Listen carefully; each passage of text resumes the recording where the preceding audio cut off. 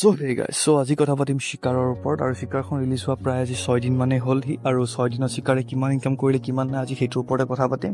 So শিকাৰে first starting মানে day 1ত শিকাৰে income কৰিছিলে 32 লাখ টকা আৰু তাৰ পৰা গৈ গৈ আজি 4 নম্বৰ দিনত শিকাৰে ইনকাম কৰিছে 26 লাখ টকা, 5 নম্বৰ দিনত শিকাৰে ইনকাম কৰিছে 25 লাখ টকা আৰু ইমানবোৰ মিলাই কিনে টোটেল মিলাই কিনে শিকাৰ এতিয়া অল ওভাৰ দি আসামত ইনকাম কৰিছে 1,56 লাখ টকাৰ ওপৰত।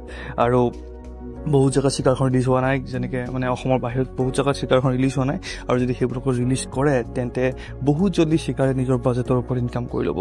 কিন্তু শিকাৰৰ তুলনাত যদি আপুনি ৰঘুপতি চাব যায়, ৰঘুপতিয়ে 5 নম্বৰ দিনলৈকে তাৰ ইনকামটো বঢ়াই ৰাখিছিলে, মানে বাঢ়ি গৈ আছিলে ৰঘুপতিৰ হওক বা বিদ্ৰুভাই হওক।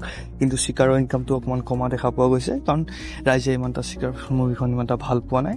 তথাপি শিকাৰে ইনকাম কৰিছে এতিয়ালৈকে 1,56 লাখ টকাৰ ওপৰত ইনকাম কৰি দিছে আৰু ভৱিষ্যতেও কৰি থাকিব। 2 সপ্তাহলৈকেতো আৰামছে লাগি থাকিবই শিকাৰ মুভিখন। আৰু ইয়াৰ পিছত আহিবলগীয়া বহুত কেইখন মুভি আছে, যেনেকৈ অহা মাহৰ অক্টোবৰ মাহত 18 তাৰিখে ৰিলিজ হোৱাৰ কথা আছে জয় হনুমান, আৰু সেইখনো বহুত বেছি মুভি আছে, ভাল মুভি হয়, কাৰণ সেইখনক লৈ পেলাই ৰাইজৰ এক্সপেক্টেশ্যনছ বহুত বেছি ভাল হৈ আছে। তাৰপিছত যতীন বৰাৰ আহি আছে চেলেঞ্জ, তাৰপিছত এখন আহি আছে কেছ টু নগেন। এইবিলাক মুভি আহিবলৈ টাইম আছে, কিন্তু আহিব বহুত জলদি, অহা বছৰ মানে আহি যাব, জানুৱাৰী মানত আহি যাব। আৰু তাৰপিছত চেলেঞ্জ আহি আছে যতীন বৰাৰ। তাৰপিছত চবতকৈ হাইপ বেছিকৈ বনি থকা মুভি যোনখন হ'ল ৰুদ্ৰ, মানে আমাৰ ৰবি শৰ্মা ডাঙৰীয়াৰ তেওঁৰ ৰুদ্ৰ মুভিখন আহি আছে আৰু সেইখন মুভিৰ কাৰণে চবতকৈ বেছি হাইপ বনি আছে।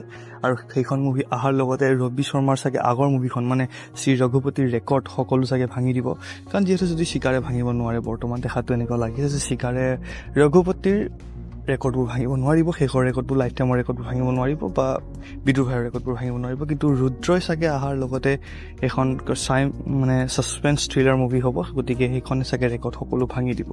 আৰু তাৰ ওপৰতো বহুতবিলাক মুভি আহিছে, যেনেকৈ কেছ টু নগেন, নামটো শুনি পেলাই গম পাব যে এইখন অলপ জমনি টাইপ মুভি হ'ব, সেইখনো আহি আছে, সেইখন জানুৱাৰীত ৰিলিজ হোৱাৰ কথা আছে। তাৰ চেলেঞ্জ আহি আছে যতীন বৰাৰ, আৰু যতীন বৰাৰ যোৱাবাৰৰ মুভিখন যেনেকৈ ৰাঘৱখনে ইমান এটা ভাল পাৰফৰ্ম নকৰিলে, কিন্তু অহাবলগীয়া মুভিখনে চাগে কৰিব পাৰে, ঠিক এতিয়া সেইটো ৰিলিজ হোৱাৰ পিছত গম পাম। গতিকে বহুত ভাল ভাল মুভি আহি আছে আৰু শিকাৰেও বৰ্তমানলৈকে ইনকাম কৰি আছে।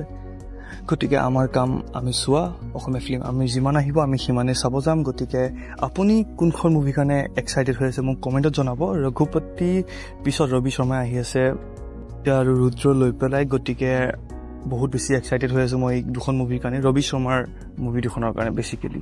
তাৰপিছত আৰু আহি আছে যেনেকৈ যোদ্ধা আহি আছে, বহুত মুভি আহিছে অসমীয়া ফিল্মৰ জগতত আৰু বহুত বেছি ভাল ভাল মুভি আহি আছে। গতিকে আপুনি কোনখন মুভি চাবলৈ বেছিকৈ এক্সাইটেড হৈ আছে কমেণ্টত ক'ব।